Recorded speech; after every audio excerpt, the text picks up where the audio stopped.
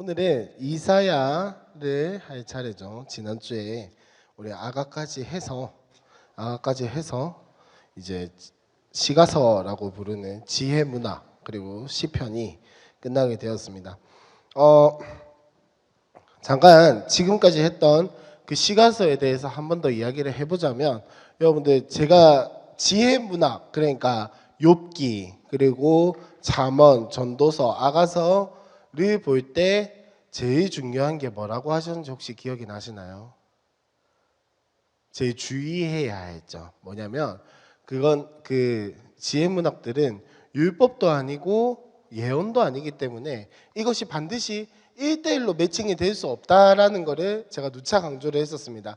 1대1로 매칭이 된다면 자녀를 때려서 훈계해라 라고 한다면은 수도 없이 엄청나게 많이 때려야겠죠. 그죠? 1대1로 매칭을 할 수 있는 게 아니라 하나님께서 사람에게 주신 이성과 통찰력 그 경험들을 통해서 주신 지혜이기 때문에 이것이 반드시 모든 상황에서 어김없이 지켜야 하는, 지금 우리가 묵상하고 있는 레위기와 같은 율법이다라고 생각을 하시면 된다, 안 된다? 안 된다라는 거죠. 그리고 두 번째로 지혜 문학은 하나님께서 사람에게 주신 그런 말들이기 때문에 이것이 하나님이란 말이 없어도, 그리고 예수님이란 단어가 없어도, 그런 어떤 구원에 대한 이야기가 없어도 우리의 삶에 직접 적용해 볼 수 있는 그런 이야기들이기 때문에 하나님이 없다고 해서 이것이 잘못됐다라고 이야기를 할 수 있는 게 아니다라는 것 정도만 기억을 해두시면 좋을 것 같아요. 뭐 거기서 사실 평행법이라든지 교차대구법이라든지 뭐 이런 것들을 보면서 읽으려면은 뭐 그렇게 할 수 있으면 좋은데 한글 성경으로는 그렇게 하기가 굉장히 힘듭니다. 그래서 저도 그냥 성경 읽으면서 그냥 그런 게 있구나라는 것 정도만 생각을 하면서 읽지 막 그렇게 막 다 찾으면서 읽을 수가 없어요. 저도 그렇다라는 것 정도만 알아두시고, 이제 오늘부터는 이제 예언서라고 하는 선지서를 읽어볼 텐데, 자, 선지서는 또 두 가지로 나누어 볼 수가 있습니다. 혹시 아시는 분? 선지서에서 구분 두 가지. 대선지서, 소선지서. 대선지서와 소선지서를 나누는 기준은 뭘까요? 네, 맞습니다. 분량입니다. 분량인데, 자, 그렇게 치면 사실 진짜 억울한 건 뭐냐면 저기 다니엘 한번 보시겠어요? 다니엘은 12장이에요. 그리고 우리가 얼마 전에 묵상했던 스가랴를 한번 보시면 14장까지 많아요. 무슨 말이냐? 이게 우리가 생각하는 분량이라고 생각을 하시면 된다, 안 된다? 안 된다. 우리가 보는 분량 말고, 한글 성경의 분량 말고 그때 당시에 어떤 그 글과 그리고 그때 썼던 그것들을 생각을 하고 보셔야 되지. 다니엘은 짧은데 왜 대선지서냐라고 한다면 저는 할 말이 없습니다. 할 말이 없고 이제 한글로 봤을 때는 그렇다라는 거. 그래서 이사야, 제가 지난주 헷갈렸던 예레미야가 그 다음에 에스겔, 다니엘까지 해서 요 5개가 대선지서라고 합니다. 그러면 이제 호세아부터 말라기까지는 소선지서라고 합니다. 그래서 소선지서 12개, 대선지서 5개에서 총 17개가 선지서 혹은 예언서. 예언서든 선지서든 사실 상관은 없어요. 상관은 없고 이렇게 선지서라는 것이 있는데, 자, 한 가지 여쭤보고 싶은 게 선지서는 왜 선지서일까요? 왜 선지서라고 부를까요?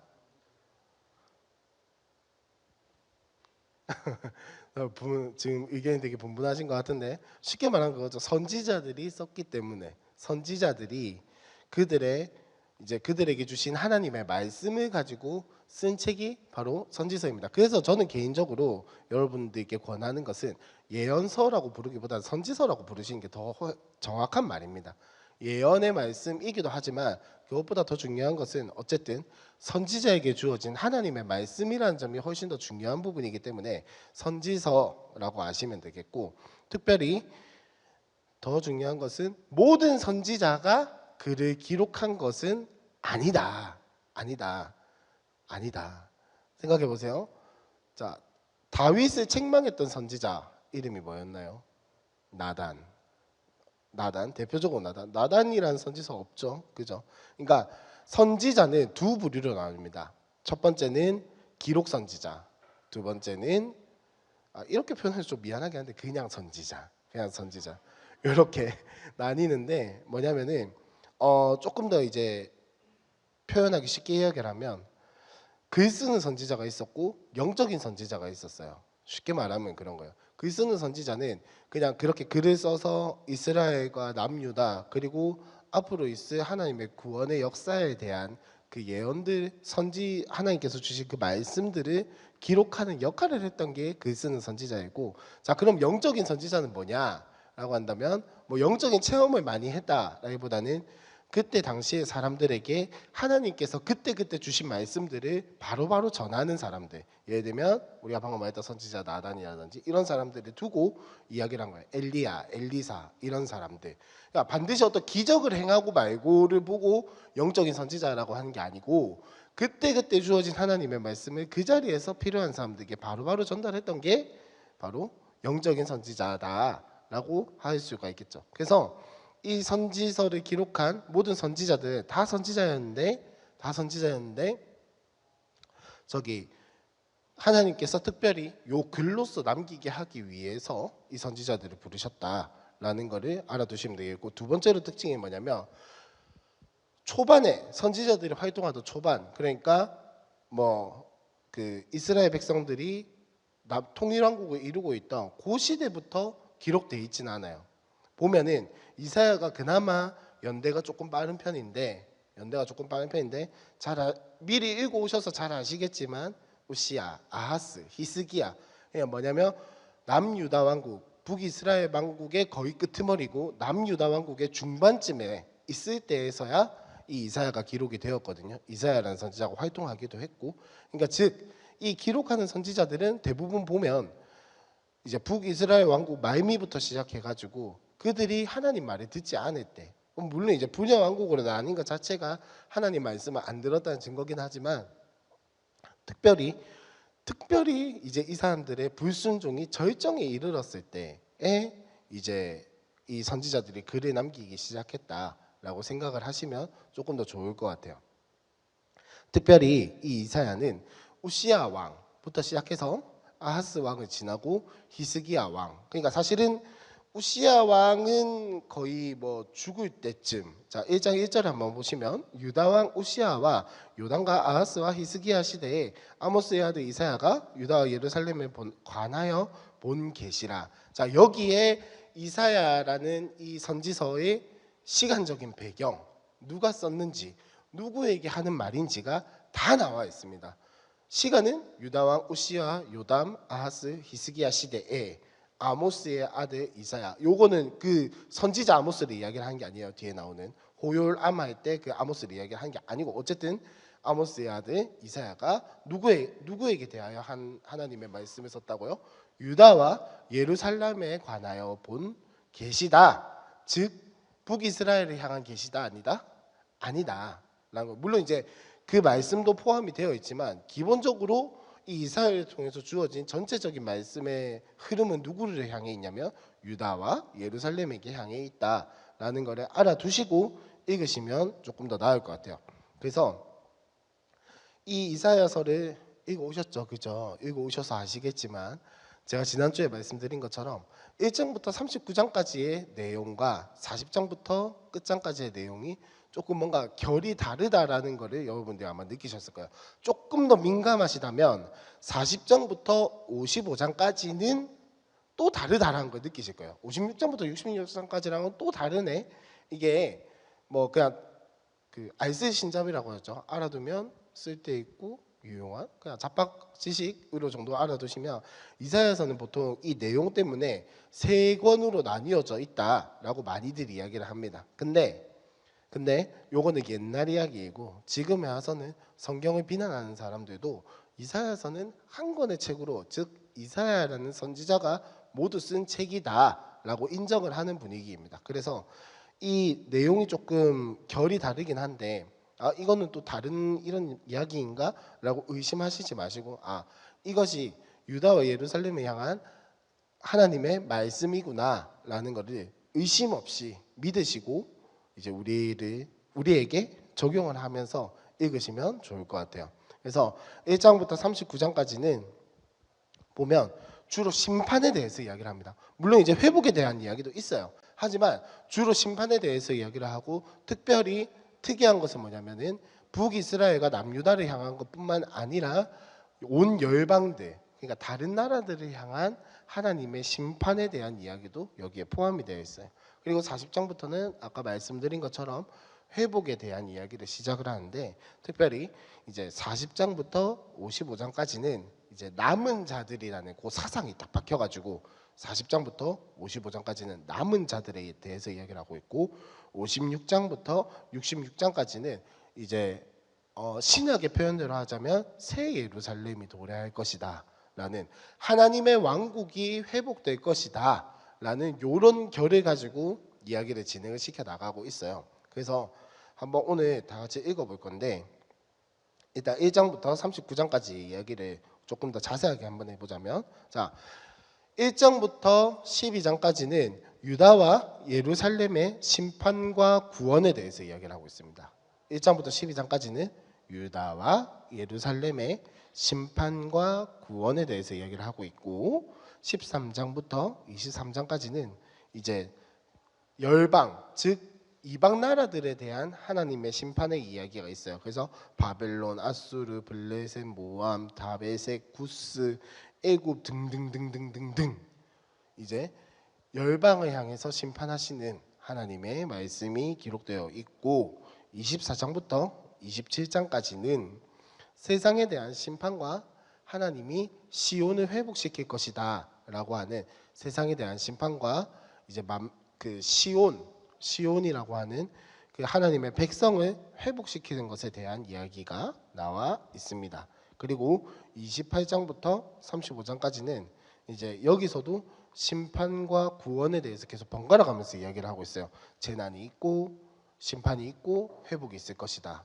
뭐 어려움이 있고 회복이 있을 것이다. 근데 그 대상이 뭐냐면은 이제 주로 남유다 백성들, 하나님 말씀에 순종하지 않는 남유다 백성들에 대한 이야기가 바로 그것입니다. 그리고 이제 36장부터 39장까지는 혹시 여러분 미리 읽어 오셨다면 뭔가 이상한 거 발견하지 않으셨어요?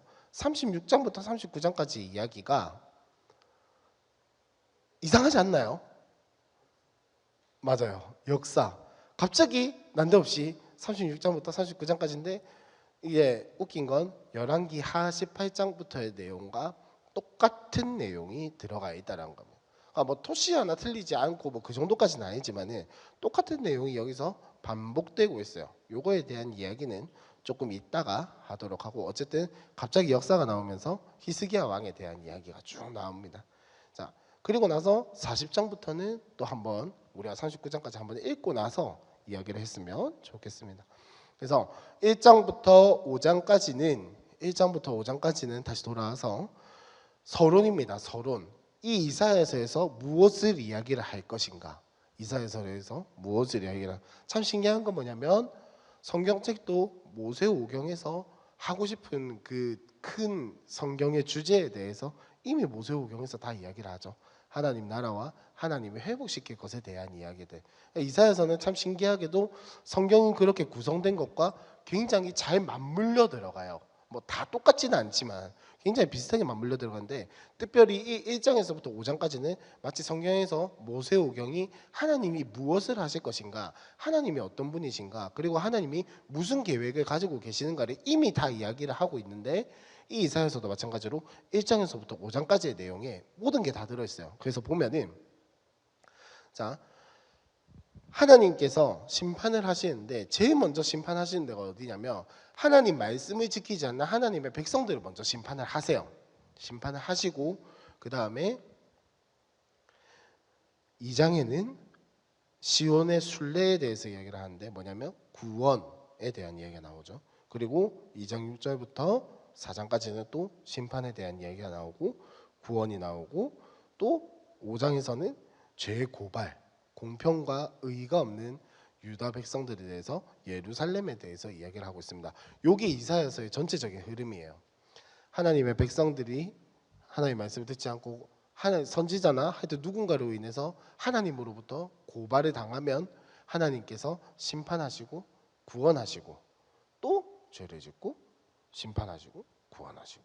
즉 여기서 우리가 발견해야 하는 건 뭐냐면, 특별히 이사야서를 읽으면서 우리가 제일 많이 발견해야 하고 묵상해야 하는 하나님이 어떤 하나님이냐면, 그 자녀들과 하나님의 백성들에게 심판하세요 하시거든요. 정신 차리라고. 근데 그 심판이 목적이 아니라 회복이 목적이라는 사실을 반드시 이사야서를 읽으면서 발견을 해야 합니다. 하나님께서 이사야서를 통해서 물론 이제 그 이스라엘의 대적, 유다의 대적들인 이방 나라들에 대해서도 심판을 하겠다, 하나님의 진노를 잊지 않겠다라고 많이 이야기를 하시거든요. 근데 그에 못지않게 공평과 의가 없는, 쉽게 말해서 하나님 말씀에 따르지 않는 이스라엘 백성들에 대한 심판의 이야기도 굉장히 많이 하세요. 그리고 실제로 이사야가 활동하던 시기에 북이스라엘이 멸망을 했죠. 근데 이사야는 남유다에 대한 선지자란 말이에요. 그러니까 이런 말씀들을 보면서 남유다 백성들은, 물론 이제 이 이사야가 활동하던 시기에 했던 모든 말들이 여기에 다 기록되어 있는 건 아니겠지만, 이사야를 통해서 주어진 그 하나님의 말씀을 들으면서 남유다 백성들은 저 봐라, 진짜 북이스라엘이 멸망하네, 저 어떡하노, 진짜 하나님 말씀이 이루어지는갑다, 진짜 하나님이 우리를 심판하신다고 했는데 진짜 심판하시는갑다 라는 게 머릿속에 뿌리 깊게 박히게 되는 거예요. 그리고 나서 자, 사실은 이 이사야를 주로 읽었던 사람들은 어떤 사람들일까요? 포로로 잡혀 있거나 이미 이스라엘 왕국이 멸망해 있거나 유다 왕국이 멸망했을 때 이 이사야서를 많이 접했겠죠. 그러면 이걸 읽는 사람들은 또 어떤 마음을 가질까요?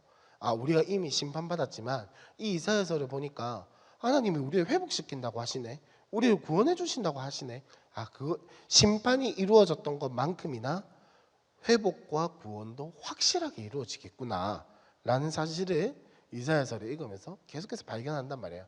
그러면 현대에 와서, 지금에 와서 우리는 예수 그리스도를 모시고 살아가는 우리에게는 이사야서가 어떤 말씀이냐, 하나님께서는 반드시 그 말씀하신 것을 이루어 가시는구나 라는 것을 깨달아야 한다는 거예요. 근데 그 약속의 기본 베이스가 뭐냐? 언약이에요. 언약.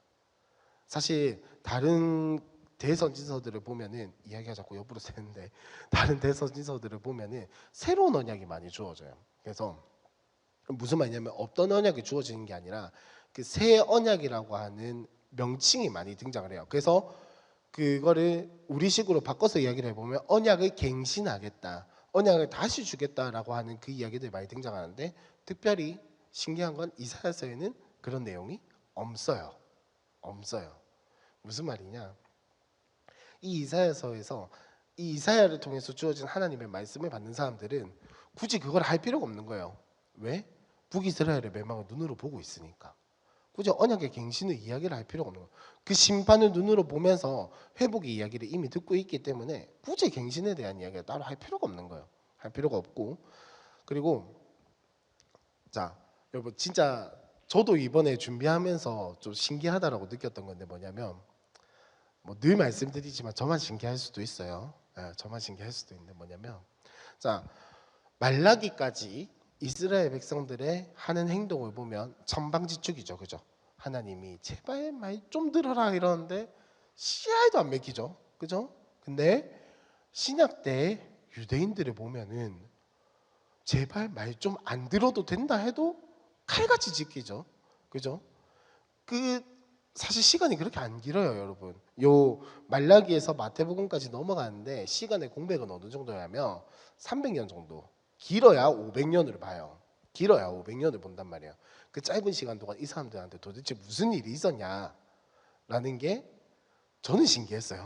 여러분들은 어떨지 모르겠는데 저는 진짜 신기했고, 생각을 해보니까 구약시대, 성경에서 기록되어 있는 구약시대 끝까지 이스라엘 백성들 하나님 말 진짜 죽어라고 안 들었어요. 죽어라고 안 들었어요. 너희 멸망한다라고 이야기를 해도 그렇구나 이러고 넘어갔던 사람들이란 말이에요. 근데 신약에 갑자기 300년, 500년 딱 지나고 나니까 얘네가 갑자기 정신을 차려도 너무 차려버렸어. 이게 무슨 일인가? 그래서 저도 이번에 신기하게 해서 봤는데 무슨 말이냐면 이 선지서를 통해서 이스라엘 백성들이 정신을 차렸다라는 거예요. 선지서에 보면은 여러분 성경 많이 읽으셨죠, 그죠? 저보다 훨씬 더 많이 읽으셨을 텐데 이사야부터 말라기까지의 내용을 쭉 보시면은 혹시 좋은 내용만 있는 선지서가 있던가요? 없죠. 다 정신 차려라, 제발 말 좀 들어라 라고 하는 이야기가 선지서의 한 80%를 차지할 것 같아요. 그 나머지 20%가 이제 뭔가 말 들으면 복 줄게 요 이야기인 것 같은데, 이스라엘 백성들이 포로로 잡혀가고 나서 이 선지서를 읽으니까 그때서야 깨달았다는 거예요.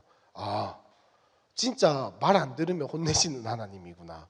말 율법을 지키지 않으면, 계명을 지키지 않으면 하나님께서 진짜 심판을 행하시는구나. 왜냐하면 이때 당시에 이스라엘 백성들의 사상에는 뭐가 있었냐면, 내 하나님 백성인데 뭐 배째라, 하나님이 진짜 우리를 심판하시겠나, 뭐 우리 선민인데, 선민 사상이 완전히 가득했던 거예요. 물론 이제 유대인들도 다른 방향성으로 선민 사상이 가득했지만, 이때 이스라엘 백성들, 구약 시대 이스라엘 백성들에게는 하나님이 우리를 심판하시겠나, 야 광야에서 그래 지키셨는데, 우리가 가나안 땅에 와서도 그렇게 지키셨는데, 분열왕국으로 이어져도 우리한테 털끝 하나 손은 안 대셨는데, 다 전쟁 이기게 하셨는데 과연 우리를 멸망시키겠나. 근데 멸망시키시죠. 북이스라엘 무너지고. 근데 진짜 소름 돋는 건 뭐냐면, 북이스라엘이 아수르에 의해서 멸망당하는 걸 보고도 남유다 백성들은 경각심을 느끼지 않았어요. 경각심을 느끼지 않았어요. 그게 어디 나와 있냐면, 이제 다음 주에 할 수 있으면 예레미야를 한번 해보려고 하는데 거기에 나와 있어요. 이 사람들 경각심 안 느껴요. 왜일까요? 왜 남유다 백성들은 북이스라엘의 멸망을 보고도 경각심 안 느꼈을까요? 에? 맞아요. 제가 지난번에 설교를 했었는데 성전을 가지고 있었거든요. 예루살렘 땅을 자기네들이 가지고 있었거든요. 그리고 두 번째, 다윗 왕조도 이어가고 있었거든요. 요거 두 개 때문에 야, 북이스라엘 멸망, 야 걔네는 원래부터 뭐 사생아였고 우리가 진짜지 라고 하는 사상을 가지고 있었단 말이에요. 근데 걔네마저도 무너졌어. 근데 더 충격적인 건, 이스라엘 백성들에게 더 충격적인 건 성전마저 완전히 짓뭉개진 거예요.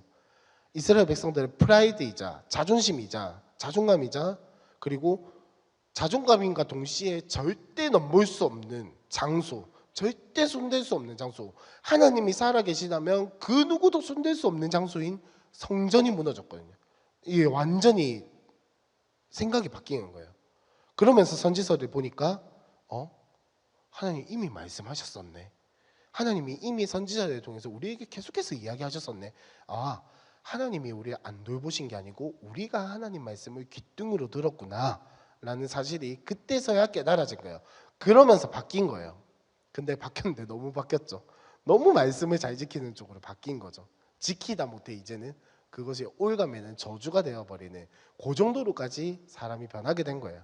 그러니까 그런 이제 마음으로 선지서를 읽으시면은, 아, 이것이 단순히 미래일에 대한 예언이 아니라 하나님이 이스라엘 백성, 하나님의 백성, 하나님 나라를 사랑하는 방식을 보여주고 있구나 라는 거를 생각을 하면서 읽으시면 조금 더 재밌을 것 같습니다.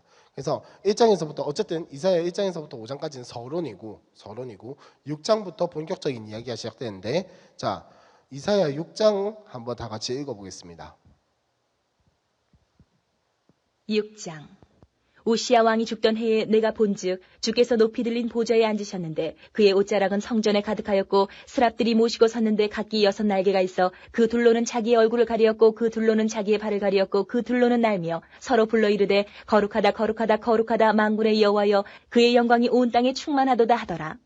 이같이 화답하는 자의 소리로 말미암아 문지방의 터가 요동하며 성전의 연기가 충만한지라. 그때 내가 말하되 화로다, 나여 망하게 되었도다. 나는 입술이 부정한 사람이요 나는 입술이 부정한 백성 중에 거주하면서 만군의 여호와이신 왕을 베었음이로다 하였더라. 그때 그 스랍 중에 하나가 부젓가락으로 제단에서 집은 바 핀 숯을 손에 가지고 내게로 날아와서 그것을 내 입술에 대며 이르되 보라, 이것이 내 입에 닿았으니 내 악이 제하여졌고 내 죄가 사하여졌느니라 하더라. 내가 또 주의 목소리를 들으니 주께서 이르시되 내가 누구를 보내며 누가 우리를 위하여 갈고 하시니 그때에 내가 이르되 내가 여기 있나이다 나를 보내소서 하였더니 여호와께서 이르시되 가서 이 백성에게 이르기를 너희가 듣기는 들어도 깨닫지 못할 것이요 보기는 보아도 알지 못하리라 하여 이 백성의 마음을 둔하게 하며 그들의 귀가 막히고 그들의 눈이 감기게 하라. 염려하건대 그들이 눈으로 보고 귀로 듣고 마음으로 깨닫고 다시 돌아와 고침을 받을까 하노라 하시기로 내가 이르되 주여 어느 때까지니이까 하였더니 주께서 대답하시되 성읍들은 황폐하여 주민이 없으며 가옥들에는 사람이 없고 이 토지는 황폐하게 되며 여호와께서 사람들을 멀리 옮기셔서 이 땅 가운데에 황폐한 곳이 많을 때까지니라. 그 중에 10분의 1이 아직 남아 있을지라도 이것도 황폐하게 될 것이나 밤나무와 상수리나무가 배임을 당하여도 그 그루터기는 남아 있는 것 같이 거룩한 씨가 이 땅의 그루터기니라 하시더라. 자, 6장 3절에 보시면 서로 불러 이르되 거룩하다 거룩하다 거룩하다 만군의 여호와여 그의 영광이 온 땅에 충만하도다 하더라 라고 되어 있죠. 자, 이것과 굉장히 비슷한 장면이 어디에 등장을 하냐면 요한계시록 24장로들이 하나님 앞에 찬송할 때 어떻게 찬송하죠? 거룩하다 거룩하다 만군의 여호와여 라고 찬송을 하죠. 그러니까 지금 여기서 이사야가 소명을 받을 때 보고 있는 이 이사야가 보고 있는 환상은 뭐냐면 요한계시록의 환상을 보고 있다 이 말이 아니고 하나님이 계신 곳을 보고 있다라는 거예요. 24장로들을 통해서 표현되었던 그 하나님의 계신 처소가 이사야 또한 마찬가지로 그거를 보고 있다는 거예요. 즉 쉽게 발견하기 힘든 선지자들이 부르심을 받을 때 봤다고 하기에는 쉽게 보기 힘든 그러니까 이사야가 굉장히 특별한 소명을 받은 거예요. 굉장히 특별한 소명을 받은 거고 어쨌든 거기에 응답하는 이사야의 반응이 뭐냐? 자, 5절에 한번 보시면 그때 내가 말하되 화로다바 나여 망하게 되었도다 나는 입술이 부정한 사람이요 나는 입술이 부정한 백성 중에 거주하면서 만군의 여호와이신 왕을 배웠음이로다 하였더라. 그리고 6절에 보니까 그때 그 스랍 중에 하나가 부젓가락으로 제단에서 집은 바 핀 숯을 손에 가지고 내게로 날아와서 라고 하고 있죠. 자, 그리고 7절 그것을 내 입술에 대며 라고까지 이야기를 하고 있습니다. 이 핀숯을 입술에 대었다라는 건 뭐냐면은 이사야가 자기가 하나님을 보고 나니까 나는 입술이 부정한 백성이다 라고 이야기를 하죠. 핀숯이 입술에 대었어요. 지난주에 제가 그거 잠언 이야기를 하면서도 말씀드렸다마는 핀숯을 입술에 대었다라는 건 정결하게 되었다는 거, 깨끗하게 되었다라는 거. 그러니까 하나님께서 이사야를 부르시면서 이사야가 부정하다고 말하고 이러는 것들에 대해서 깨끗하게 해주시고 이사야가 보는 그 가운데에서 이사야가 환상을 보고 있는 그 가운데에서 깨끗하게 해주시겠다라고 하는 것을 보여주고 계신 거예요. 그래서 이 이사야 사실은 죄가 있는 상태로 하나님을 보면은 죽어야 돼요, 그죠? 죽어야 하는데 하나님은 이사야를 죽이신 게 아니고 외려 깨끗하게 하시죠. 그러니까 이사야가 이 소명에 굉장히 강렬한 인상을 받은 거예요. 그래서 이후에 이사야서의 그 메시지에서 이런 사상, 하나님께서 그의 백성을 깨끗하게 하신다. 하나님 앞에 나아가서 죽을 수밖에 없는 죄인이었는데 백성이었는데 이 백성을 하나님이 깨끗하게 하신다라는 사상이 이사야서 전체에 녹아 있는 거예요. 이 메시지가 빈수술, 부정한 입술을 깨끗하게 하신 빈수술 되어서 깨끗하게 하신 그 하나님에 대한 사상이 이사야서 전체에 굉장히 짙게 깔려 있습니다. 그래서 그 뒤에 보시면은 이제 이사야가 아하스 왕에게 이야기를 하는 그런 이야기들이 계속해서 등장을 하고 있고, 자 넘어가서 8장에 보시면, 자 8장 1절에 보시면 여호와께서 내게 이르시되 너는 큰 서판을 가지고 그 위에 통역 문자로 읽기도 힘들죠. 마헬 살랄 하스 바스라 스라 내가 진실한 적인 제사장 우리아와 여베레기야의 아들 스가랴를 불러 증언하게 하리라 하시더니 내가 내 아내를 가까이 하매 그가 임신하여 아들을 낳은지라 여호와께서 내게 이르시되 그의 이름을 마헬 살랄 하스 바스라 하라. 이는 이 아이가 내 아빠 내 엄마라 부를 줄 알기 전에 다윗에게 재물과 사마리아의 노량물이 아수르 왕 앞에 옮겨질 것임이라 하시니라 라고 하면서, 자 이사야의 아들에 대한 이야기가 나오죠. 이사야의 첫 번째 아들은 7장 3절에 나오는 스알 야숲이고 마엘살라 하스바스는 이사야 8장에 나오는 이야기인데, 뭐냐면 스알 야숲은 7장 3절에 나오는 스알 야숲이라는 이름의 뜻은 뭐냐면 남은 자는 돌아올 것이다 라는 의미를 가지고 있어요. 그리고 마헬 살랄 하스바스. 참 어려워요 발음이. 이 사람의 이름의 뜻은 뭐냐면 노량물과 약탈물이 신속하게 옮겨간다라는 뜻을 가지고 있습니다. 자, 이사야의 두 아들의 이름부터가 회복을 약속하고 있는 거예요. 회복을 약속하고 있는 거예요. 이사야서에서 중요한 그 핵심 단어 중에 하나가 뭐냐면 남은 자거든요. 남은 자들이 돌아올 것이다라는 이야기인데 이사야의 아들의 이름을 통해서 이미 예언이 되고 있는 거죠. 자, 그러면 이사야라는 이름의 뜻은 뭘까요? 뭔가 뜻이 있겠죠. 이사야의 이름의 뜻은 뭐냐면은 여호와께서 구원하셨다입니다. 여호와께서 구원하셨다. 그래서 대부분 선지서가 참 재밌는 게 뭐냐면 이름의 뜻을 보면은 그 선지서에서 무엇을 말하고 싶은지가 얼추 보여요. 참 신기하죠. 그런 것들이 있는데, 자, 여기서 또 하나 토막 상식으로 알려드리면, 자, 여호수아를 헬라어로 바꾸면, 신약 성경의 언어로 바꾸면 예수가 되거든요.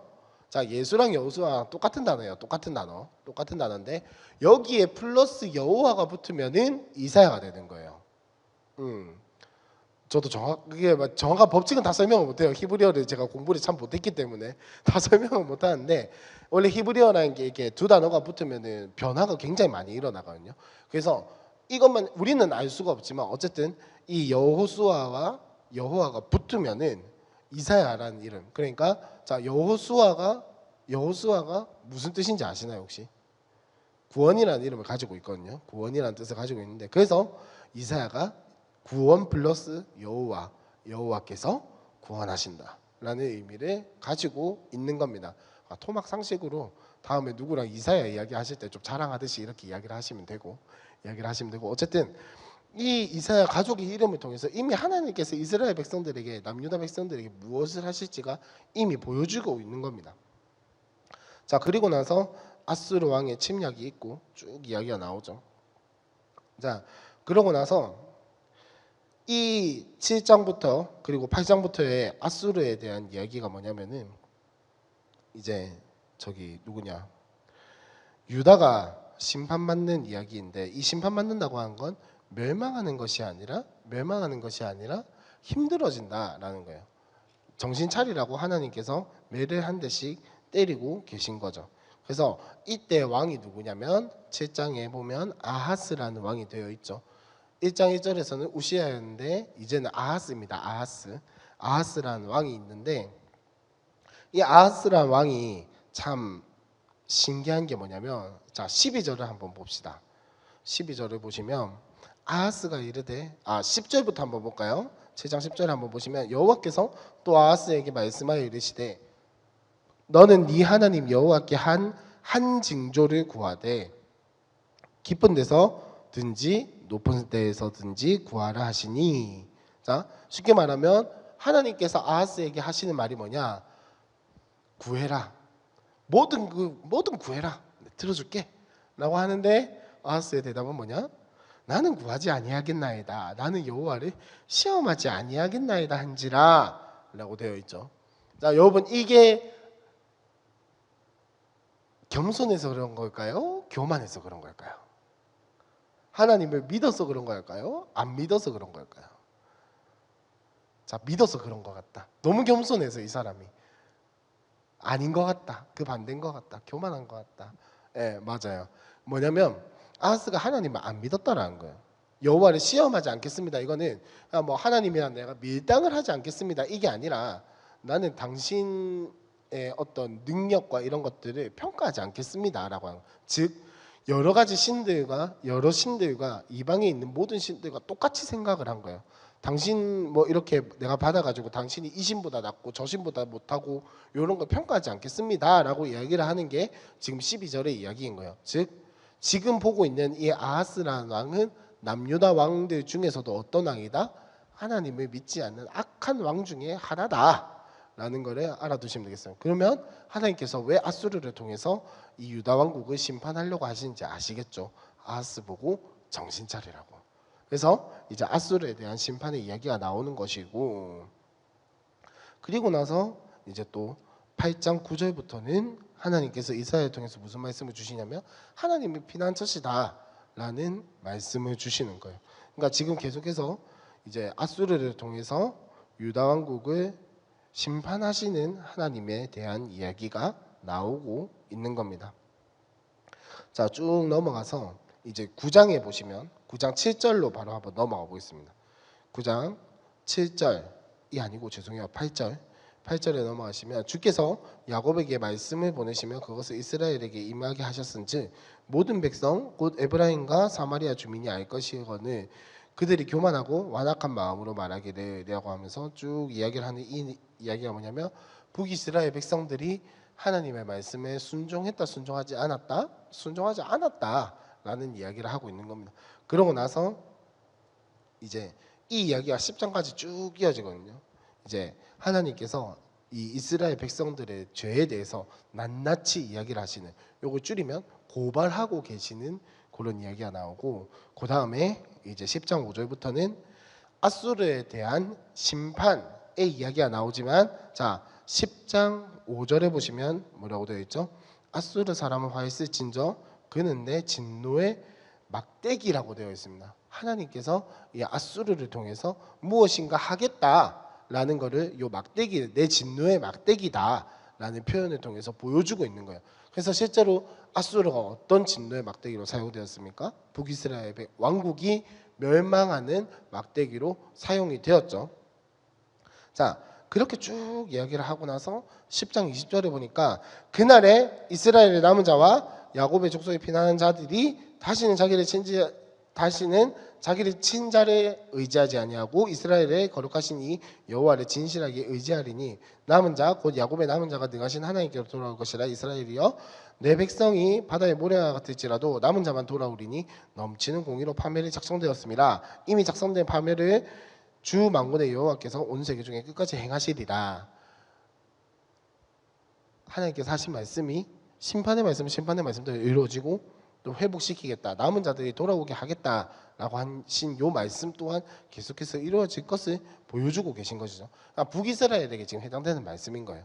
이 사람들이 아수르의 포로로 잡혀가고 어려운 생활을 할지라도 하나님께서 남겨놓으신 사람들은 반드시 돌아올 것이다 라는 것을 보여주고 있는 거죠. 하지만 아수르 또한 하나님께 사용되었지만 그럼에도 불구하고 그들은 하나님을 믿지 않는 백성이기 때문에 하나님께서 아수르를 멸망시키시겠다라고 말하는 게 24절부터 의 내용입니다.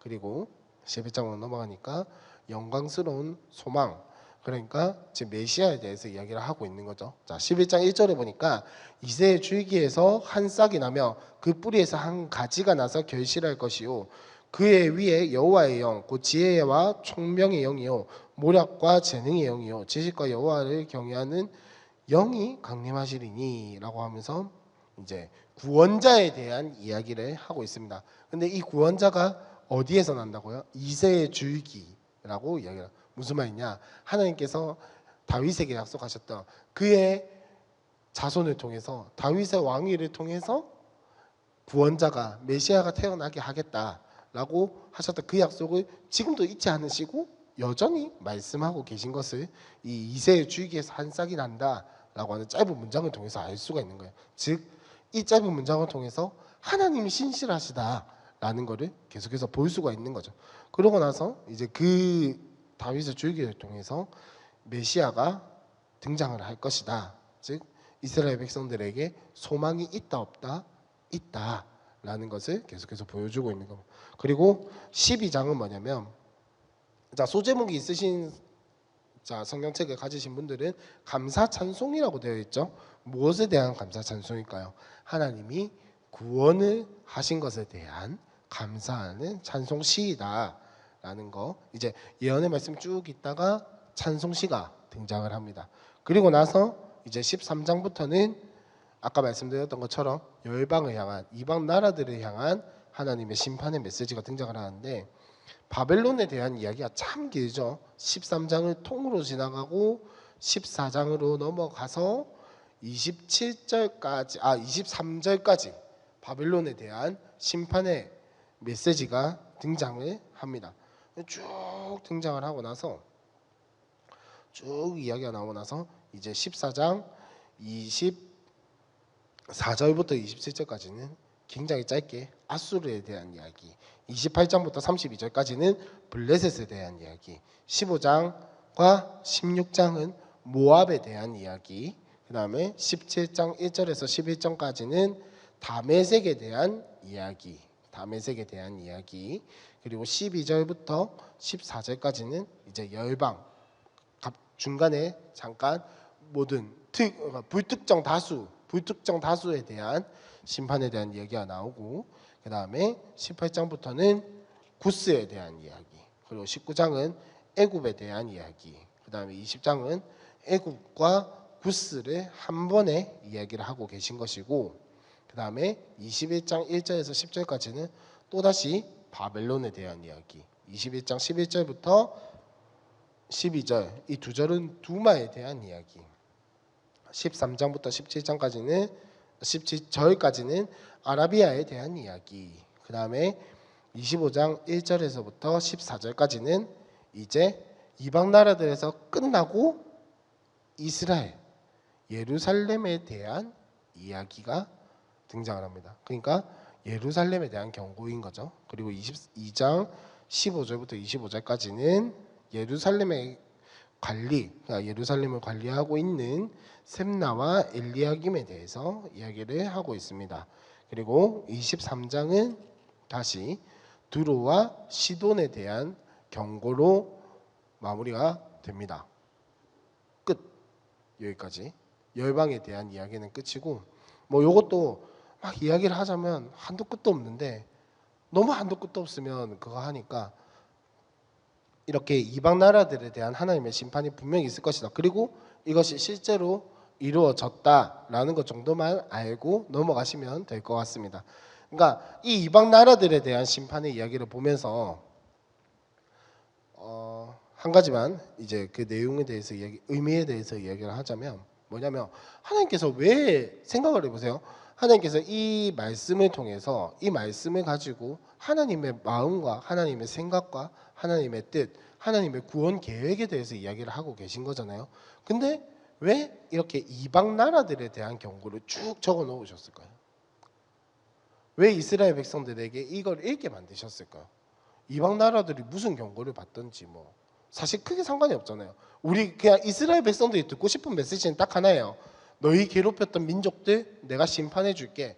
요거 한 줄이면 끝날 이야기를 왜 이렇게 길게 하고 있냐라는 거죠. 저는 그런 의문이 굉장히 많이 들었었거든요. 근데 볼 때마다 느끼는 거지만 뭐냐면은, 하나님이 참 이스라엘 백성들을 많이 사랑하시는구나. 왜? 이 이방 나라들이 이렇게 멸망하게 될 것이다, 이렇게 하나님의 진노를 받을 것이다 라는 이야기를 통해서 알 거잖아요. 자기네들이 봤으니까 그 역사를.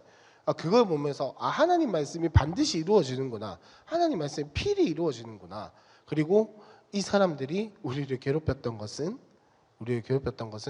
모든 것이 하나님의 계획 안에 있었구나 라는 사실을 요 이야기들을 통해서 알 수가 있는 거예요. 우리가 당한 일이 아니니까 조금 이렇게 멀리 느껴지긴 하지만 이 이방 나라들에 대한 심판의 이야기를 읽으면서 이스라엘 백성들은 하나님이 말씀하신 대로 이 사람들에게 이루어졌네. 그리고 이 사람들에게 있었던 일들, 그리고 우리와 이 사람들의 관련이 있었던 일들이 하나님께서 이스라엘 백성들을 위해서 하나님의 구원 계획을 위해서 사용을 하셨구나. 그리고 더 나아가서 이 사람들과 엮였던 자신들에 대해서 회개하도록 하나님 앞에 돌아가도록 하는 것이 바로 요 이방에 대한 예언들, 이방에 대한 심판에 대한 내용들의 어떤 의미라고 할 수가 있겠습니다.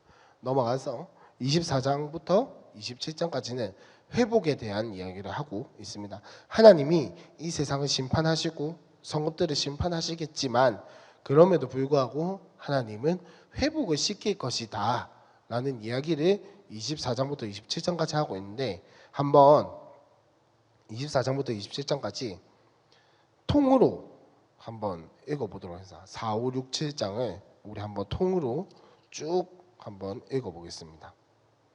24장. 보라, 여호와께서 땅을 공허하게 하시며 황폐하게 하시며 지면을 뒤집어 엎으시고 그 주민을 흩으시리니 백성과 제사장이 같을 것이며 종과 상전이 같을 것이며 여종과 여주인이 같을 것이며 사는 자와 파는 자가 같을 것이며 빌려주는 자와 빌리는 자가 같을 것이며 이자를 받는 자와 이자를 내는 자가 같을 것이라. 땅이 온전히 공허하게 되고 온전히 황무하게 되리라. 여호와께서 이 말씀을 하셨느니라. 땅이 슬퍼하고 쇠잔하며 세계가 쇠약하고 쇠잔하며 세상 백성 중에 높은 자가 쇠약하며 땅이 또한 그 주민 아래서 더럽게 되었으니 이는 그들이 율법을 범하며 율례를 어기며 영원한 언약을 깨뜨렸습니다.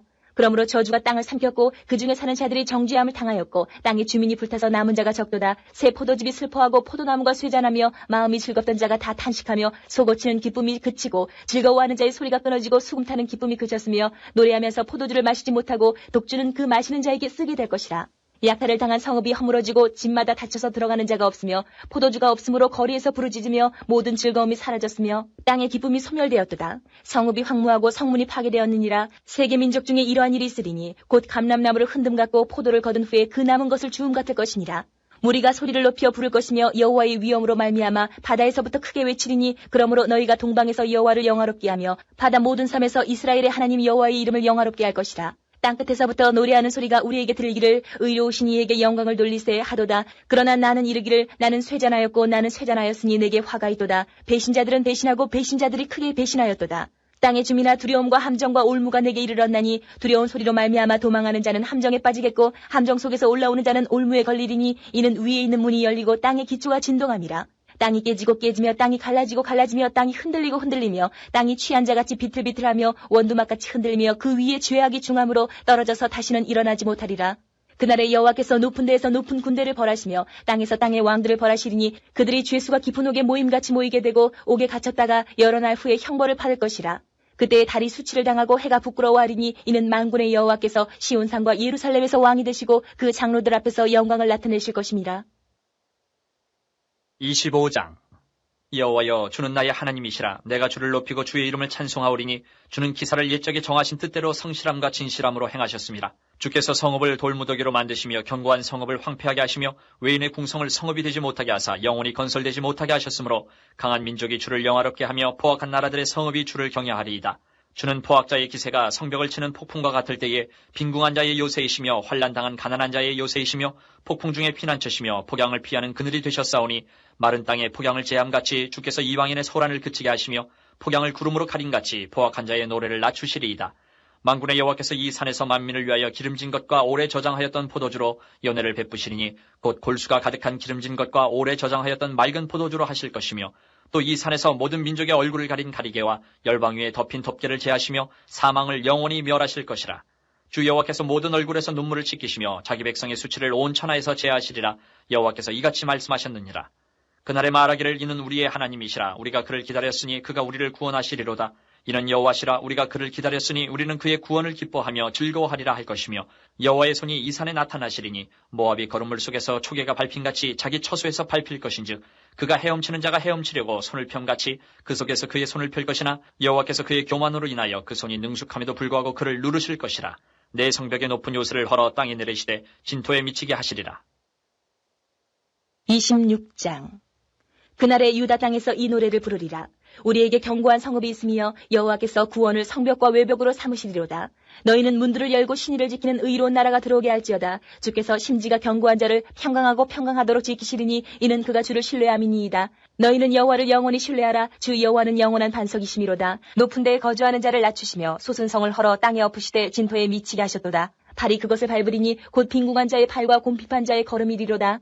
의인의 길은 정직하며 정직하신 주께서 의인의 첩경을 평탄하게 하시도다. 여호와여, 주께서 심판하시는 길에서 우리가 주를 기다려 싸우며 주의 이름을 위하여 또 주를 기억하려고 우리 영혼이 사모하나이다. 밤에 내 영혼이 주를 사모하여 싸운즉 내 중심이 주를 간절히 구하오리니 이는 주께서 땅에서 심판하시는 때에 세계의 거민이 의를 배움이니이다. 악인은 은총을 입을지라도 의를 배우지 아니하며 정직한 자의 땅에서 불의를 행하고 여호와의 위엄을 돌아보지 아니하는도다. 여호와여, 주의 손이 높이 들릴지라도 그들이 보지 아니하오나 백성을 위하시는 주의 열성을 보면 부끄러워할 것이라. 불이 주의 대적들을 사르리이다. 여호와여, 주께서 우리를 위하여 평강을 베푸시오리니 주께서 우리의 모든 일도 우리를 위하여 이루심이니이다. 여호와 우리 하나님이시여, 주 외에 다른 주들이 우리를 관할하여 싸우나 우리는 주만 의지하고 주의 이름을 부르리이다. 그들은 죽었은즉 다시 살지 못하겠고 사망하였은즉 일어나지 못할 것이니 이는 주께서 벌하여 그들을 멸하사 그들의 모든 기억을 없이 하셨음이니이다. 여호와여, 주께서 이 나라를 더 크게 하셨고 이 나라를 더 크게 하셨나이다. 스스로 영광을 얻으시고 이 땅의 모든 경계를 확장하셨나이다. 여호와여, 그들이 환난 중에 주를 앙모하여 싸우며 주의 징벌이 그들에게 임할 때에 그들이 간절히 주께 기도하였나이다. 여호와여, 잉태한 여인이 산기가 임박하여 산고를 겪으며 부르짖음같이 우리가 주 앞에서 그와 같으니이다. 우리가 잉태하고 상고를 당하였을지라도 바람을 낳은 것 같아서 땅의 구원을 베풀지 못하였고 세계의 거민을 출산하지 못하였나이다. 주의 죽은 자들은 살아나고 그들의 시체들은 일어나리이다. 티끌에 누운 자들아, 너희는 깨어 노래하라. 주의 이슬은 빛난 이슬이니 땅이 죽은 자들을 내놓으리로다. 내 백성아, 갈지어다. 내 밀실에 들어가서 내 문을 닫고 분노가 지나가기까지 잠깐 숨을 지어다. 보라, 여호와께서 그의 처소에서 나오사 땅의 거민의 죄악을 벌하실 것이라. 땅이 그 위에 잦았던 피를 드러내고 그 살해당한 자를 다시는 덮지 아니하리라. 27장. 그날에 여호와께서 그의 견고하고 크고 강한 칼로 날랜 뱀 리워야단 곧 꼬불꼬불한 뱀 리워야단을 벌하시며 바다에 있는 용을 죽이시리라. 그날에 너희는 아름다운 포도원을 두고 노래를 부를지어다. 나 여호와는 포도원 지기가 되며 때때로 물을 주며 밤낮으로 간수하여 아무든지 이를 해치지 못하게 하리로다. 나는 포도원에 대하여 노함이 없나니 찔레와 가시가 나를 대적하여 싸운다 하자 내가 그것을 밟고 모아 불사르리라. 그래야지 아니하면 내 힘을 의지하고 나와 화친하며 나와 화친할 것이니라. 후일에는 야곱의 뿌리가 박히며 이스라엘의 우미 돋고 꽃이 필 것이라. 그들이 그 결실로 지면을 채우리로다. 주께서 그 백성을 치셨던들 그 백성을 친 자들을 치신가 같았겠으며 백성이 죽임을 당하였던들 백성을 죽인 자가 죽임을 당함과 같았겠느냐. 주께서 백성을 적당하게 견책하사 쫓아내실 때에 동풍 부는 날에 폭풍으로 그들을 옮기셨느니라. 야곱의 뿌리가 속함을 얻으며 그의 죄 없이함을 받을 결과는 이로 말미암나니 곧 그가 제단의 모든 돌을 부서진 횃돌 같게 하며 아세라와 태양상이 다시 서지 못하게 함에 있는 것이라. 대저 견고한 성읍은 적막하고 거처가 황마며 버림받아 광야와 같은즉 송아지가 거기에서 먹고 거기에 누우며 그 나뭇가지를 먹어 없이 하리라.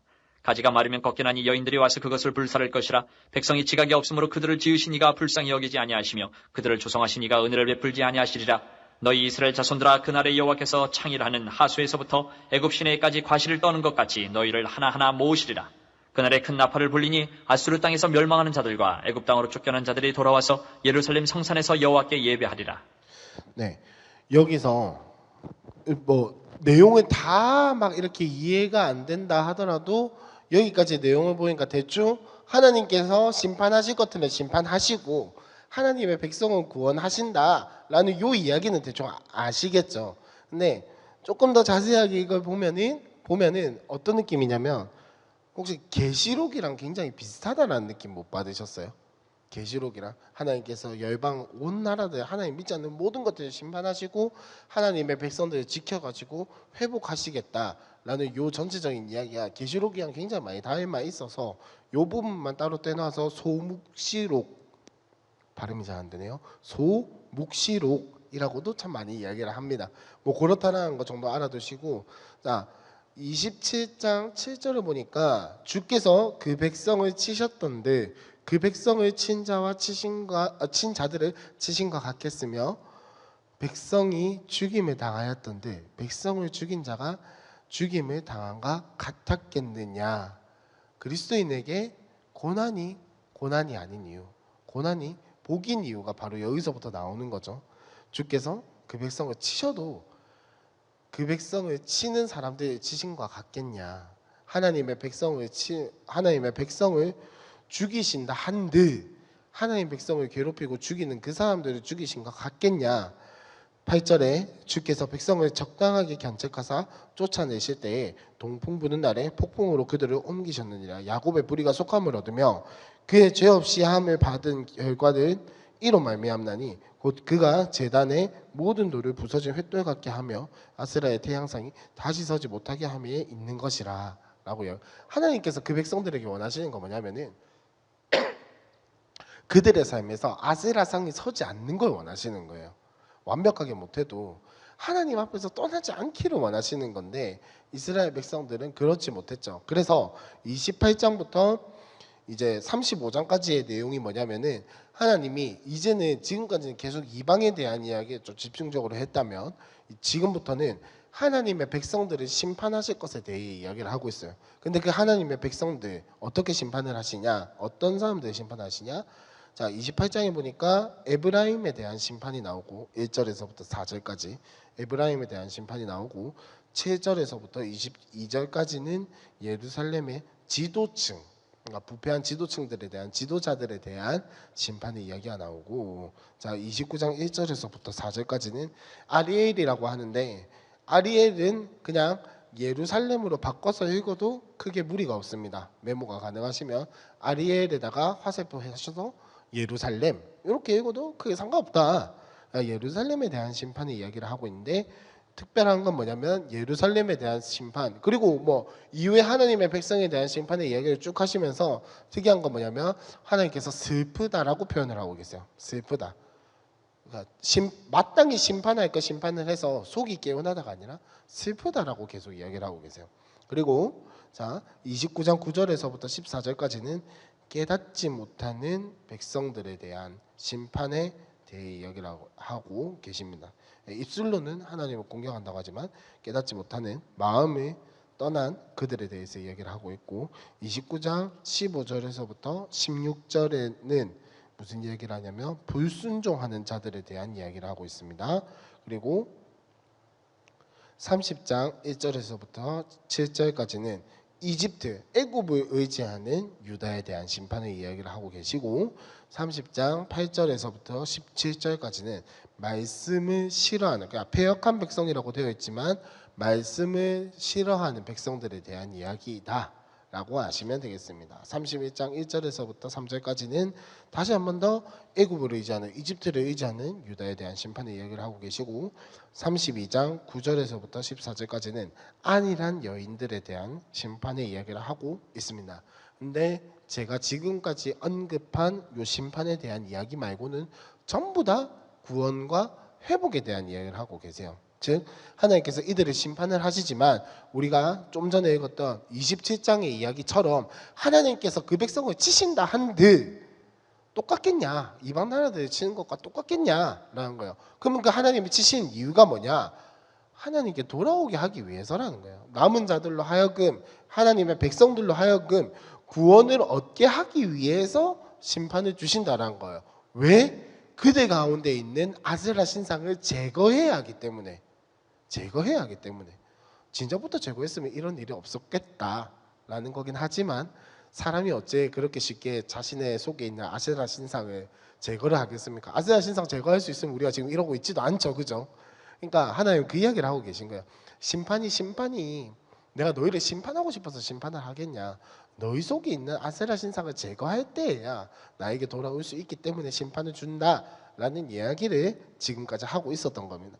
그리고 이제 36장부터 39장까지의 이야기는 뭐냐? 아까 말씀드린 것처럼 히스기야 왕에 대한 이야기인데 열왕기야 18장부터의 이야기와 똑같습니다. 그래서 이 부분은 이미 우리가 했기 때문에 패스하도록 하고 지금 무슨 말, 쉽게 말하면 36장부터 39장까지의 이야기는 뭐냐면 이사야와 히스기야가 함께 활동했던 이야기예요. 그래서 여기에는 별다른 예언의 말씀이 들어가 있는 게 아니고 역사를 기록했고 우리가 이미 열왕기야를 읽었기 때문에 넘어가도록 하겠습니다. 괜찮죠? 넘어가도. 네. 그래서 만약에 이제 성경 통독을 쭉 하시다가 열왕기 하에서 멈추지 않고 여기까지 왔다. 물론 시편이란 굉장히 큰 벽이 있기 때문에 불가능하겠지만 뭐 왔다 갔다 하면서 읽고 계시다 하면은 생략을 해도 크게 상관이 없는 부분이에요. 그렇다라는 것 정도 알아두시고, 자 이제 40장부터는 자 성경에 소제목이 있으신 분들은 뭐라고 돼 있죠? 희망의 말씀. 이제부터는 자 지금까지는 그래도 심판에 대한 이야기가 주를 이루었다면, 물론 이제 회복에 대한 이야기도 있었지만 심판에 대한 이야기가 주를 이루었다면 이제부터는 40장부터는 회복에 대한 이야기가 나옵니다. 근데 이 회복에 대한 이야기를 하면서 특히 그리고 이사야서에서 굉장히 중요한 인물이 하나가 등장을 합니다. 혹시 아시는 분? 중요한 인물이 하나가 등장을 해요. 힌트, 이름으로 나오지는 않아요. 아 맞아요. 여호와의 종, 고난받는 여호와의 종이 등장을 합니다. 근데 이 고난받는 여호와의 종은 물론 이제 그 당시에 이스라엘 백성들, 남유다 백성들을 구원하기 위한, 그리고 그들을 이끌고 있는 어떤 한 사람이라고 볼 수도 있겠지만 궁극적으로는 예수님에 대한 이야기를 하고 있는 게 여호와의 고난받는 종이에요. 그래서 그 부분이 특별히 어디 있냐면 여호와란다. 죄송해요. 이사야 42장 1절에서부터 4절까지가 고난받는 종의 노래고 49장 1절에서부터 6절까지가 또 그 노래이고 50장 4절에서부터 9절까지가 고난받는 종, 그리고 52장 13절에서부터 53장 12절까지 52장 13절에서부터 53장 12절까지가 고난받는 종에 대한 이야기예요. 즉 메시아를 향한 노래라고 아시면 되겠습니다. 그래서 이 40장부터 이제 본격적으로 회복에 대한 이야기를 쭉 하세요. 그래서 40장부터 55장까지는 특별히 남은 자들, 포로로 잡혀갔지만 남은 자들에 대해서 이야기를 하고 있고 56장부터 66장까지는 이제 궁극적인 어떤 심판과 회복에 대해서 이야기를 하고 있다라고 생각을 하시면 되겠습니다. 그래서 40장은 한번 우리 같이 읽어봤으면 좋겠습니다. 40장 한번 들어주세요. 너희의 하나님이 이르시되 너희는 위로하라 내 백성을 위로하라.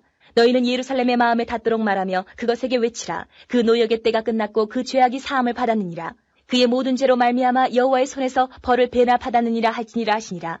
외치는 자의 소리여 이르되 너희는 광야에서 여호와의 길을 예비하라. 사막에서 우리 하나님의 대로를 평탄하게 하라. 골짜기마다 도두어지며 산마다 언덕마다 낮아지며 고르지 아니한 곳이 평탄하게 되며 험한 곳이 평지가 될 것이요 여호와의 영광이 나타나고 모든 육체가 그것을 함께 보리라. 이는 여호와의 입이 말씀하셨느니라. 말하는 자의 소리여 이르되 외치라. 대답하되 내가 무엇이라 외치리이까 하니 이르되 모든 육체는 풀이요 그의 모든 아름다움은 들의 꽃과 같으니 풀은 마르고 꽃이 시듬은 여호와의 기운이 그 위에 붐이라. 이 백성은 실로 풀이로다. 풀은 마르고 꽃은 시드나 우리 하나님의 말씀은 영원히 서리라 하라. 아름다운 소식을 시온에 전하는 자여 너는 높은 산에 오르라. 아름다운 소식을 예루살렘에 전하는 자여 너는 힘써 소리를 높이라. 두려워하지 말고 소리를 높여 유다의 성읍들에게 이르기를 너희의 하나님을 보라 하라. 보라 주 여호와께서 장차 강한 자로 임하실 것이요 친히 그의 팔로 다스리실 것이라. 보라 상급이 그에게 있고 보응이 그의 앞에 있으며 그는 목자같이 양떼를 먹이시며 어린 양을 그 팔로 모아 품에 안으시며 젖먹이는 암컷들을 온순히 인도하시리로다. 누가 손바닥으로 바닷물을 헤아렸으며 뼘으로 하늘을 쟀으며 땅의 티끌을 되에 담아 보았으며 접시 저울로 산들을 막대 저울로 언덕들을 달아 보았으랴. 누가 여호와의 영을 지도하였으며 그의 모사가 되어 그를 가르쳤으랴. 그가 누구와 더불어 의논하셨으며 누가 그를 교훈하였으며 그에게 정의의 길로 가르쳤으며 지식을 가르쳤으며 통달의 도를 보여주었느냐. 보라 그에게는 열방이 통에 한 방울 물과 같고 저울의 작은 티끌 같으며 섬들은 떠오르는 먼지 같으리니 레바논은 떼감에도 부족하겠고 그 짐승들은 번지에도 부족할 것이라. 그의 앞에는 모든 열방이 아무것도 아니라 그는 그들을 없는 것 같이 빈 것 같이 여기시느니라. 그런즉 너희가 하나님을 누구와 같다 하겠으며 무슨 형상을 그에게 비기겠느냐. 우상은 장인이 부어 만들었고 장색이 금으로 입혔고 또 은사슬을 만든 것이니라. 궁핍한 자는 거대를 드릴 때에 썩지 아니하는 나무를 택하고 지혜로운 장인을 구하여 우상을 만들어 흔들리지 아니하도록 세우느니라. 너희가 알지 못하였느냐? 너희가 듣지 못하였느냐? 태초부터 너희에게 전하지 아니하였느냐? 땅의 기초가 창조될 때부터 너희가 깨닫지 못하였느냐? 그는 땅이 궁창에 앉으시나니 땅에 사는 사람들은 메뚜기 같으니라. 그가 하늘을 차일같이 펴셨으며 거주할 천막같이 치셨고 귀인들을 패하시며 세상의 사사들을 헛되게 하시나니 그들은 겨우 심기고 겨우 뿌려졌으며 그 줄기가 겨우 땅에 뿌리를 박자 곧 하나님이 입김을 부시니 그들은 말라 회오리 바람에 불려가는 촉이 같도다. 거룩하신 이가 이르시되 그런즉 너희가 나를 누구에게 비교하여 나를 그와 동등하게 하겠느냐 하시니라. 너희는 눈을 높이 들어 누가 이 모든 것을 창조하였나 보라. 주께서는 수요대로 만상을 이끌어내시고 그들의 모든 이름을 부르시나니 그의 권세가 크고 그의 능력이 강함으로 하나도 빠짐이 없느니라. 야곱아 어찌하여 내가 말하며 이스라엘아 내가 이르기를 내 길은 여호와께 숨겨졌으며 내 송사는 내 하나님에게서 벗어난다 하느냐. 너는 알지 못하였느냐 듣지 못하였느냐. 영원하신 하나님 여호와 땅끝까지 창조하신 이는 피곤하지 않으시며 곤비하지 않으시며 명철이 한이 없으시며 피곤한 자에게는 능력을 주시며 무능한 자에게는 힘을 더하시나니 소년이라도 피곤하며 곤비하며 장정이라도 넘어지며 쓰러지되 오직 여호와를 앙망하는 자는 새 힘을 얻으리니 독수리가 날개치며 올라감 같을 것이요 다른 박질하여도 곤비하지 아니하겠고 걸어가도 피곤하지 아니하리로다. 자, 40장부터 회복에 대한 이야기가 나온다고 하는데 이 40장은 조금 길었지만은 결국 무엇을 이야기하냐면 약속을 반드시 지키시는 하나님에 대해서 이야기를 하고 있어요. 하나님이 이런 말을 하셨는데 하나님은 이 말씀을 결코 놓치지 않고 반드시 이루어 가신다. 그래서 풀은 마르고 꽃은 시들지만 하나님의 말씀은 영원하다라는 것이 바로 그 이야기를 하고 있는 거죠.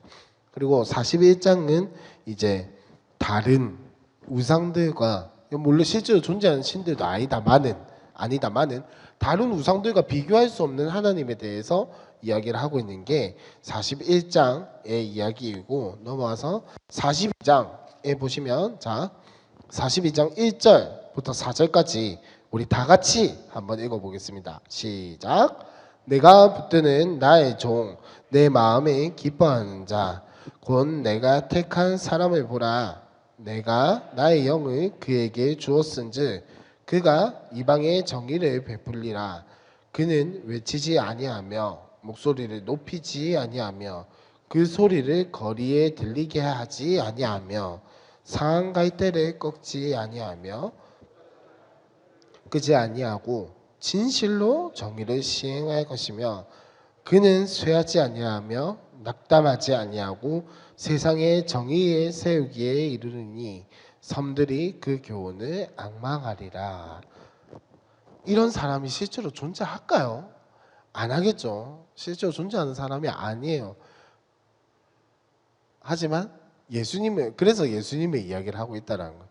사람으로서는 절대 이게 불가능하죠, 그죠? 사람으로서는 절대 이게 불가능한데 하나님께서 택하신 한 사람이 있다는 거예요. 하나님께서 택하신 그 한 사람은 이방의 정의를 베푼다라고 되어 있죠. 이방의 정의를 베푼다라는 개념은 지금 우리에게는 너무나도 당연한 개념이지만 이스라엘 백성들에게는 절대 당연한 개념이 아니에요. 정의를 베푼다라는 거 뭐예요? 이방인들에게 구원의 길이 열린다라는 거거든요. 이 이스라엘 백성들에게는 절대 있을 수 없는 개념이에요. 절대. 왜? 이방 사람들은 이스라엘 백성의 피를 타고나지 않았기 때문에 그 선민이 아니거든요. 그 계통이 아니라고요.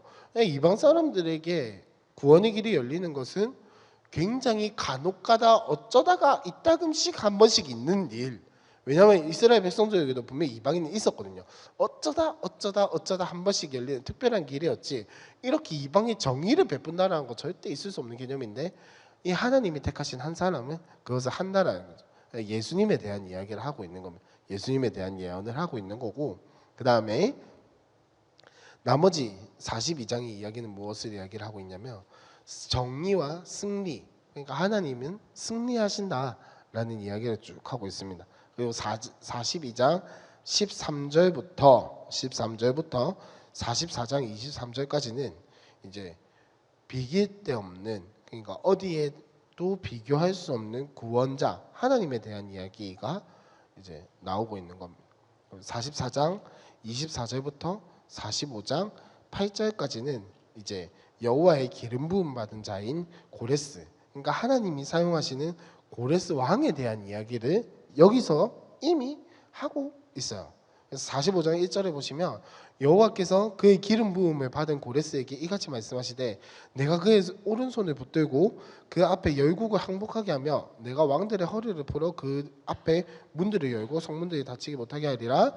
내가 너보다 앞서가서 험한 곳을 평탄하게 하며 논문을 쳐서 부수며 쇠빗장을 꺾고 쭉쭉쭉쭉 이야기를 하면서, 자 4절에 내가 나의 종 야곱 내가 택한 자 이스라엘 곧 너를 위하여 내 이름을 불러 너는 나를 알지 못하였을지라도 내게 칭호를 주었노라. 나는 여호와라 나 외에 다른 이가 없나니 하면서 쭉 이야기를 하죠.